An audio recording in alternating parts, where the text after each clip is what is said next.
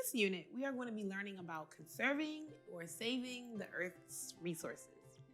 Materials used by humans that come from the Earth are called natural resources. Some examples of these that you might be familiar with are water, crops, oil, coal, trees, animals, and more. Some resources like water, wind, trees, animals, and soil are classified as renewable. All of these are naturally occurring raw materials or forms of energy that have the capacity to replenish itself within a relatively short amount of time. In this exercise, we will be exploring the other types of natural resources, non-renewable resources. If a resource is non-renewable, it means that it cannot be refilled quickly because it takes millions of years to form. Or there's a limited amount that will not be replaced at all. Fossil fuels such as oil, coal, and natural gas, as well as minerals such as gold and iron, are all non-renewable resources. Imagine being magically transported to a beautiful island where no one has ever lived before. And that island has lots of one natural resource: delicious popcorn to eat. Let's say that the first generation of people come and they take as much popcorn as they want.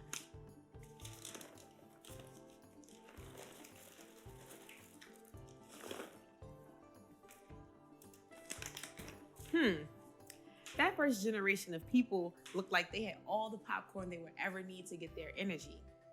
Many, many years have gone by, and there is now a new generation of people on the island. Just like how your grandparents were a part of one generation, then your parents are a part of another generation, and you and your siblings are a part of another generation. Let's see what this second generation does. How much popcorn they take.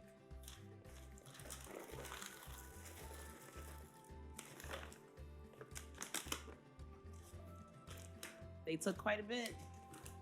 Now, many more years have gone by and another new generation is living on the island.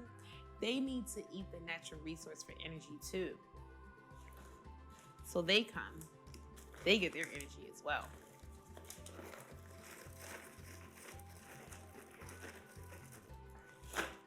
What happened to the total amount of popcorn? It has decreased, or it's run out by the third generation. There was not much popcorn left for the later generations. Imagine that there is a fourth generation on the island. Will there be any popcorn left for them?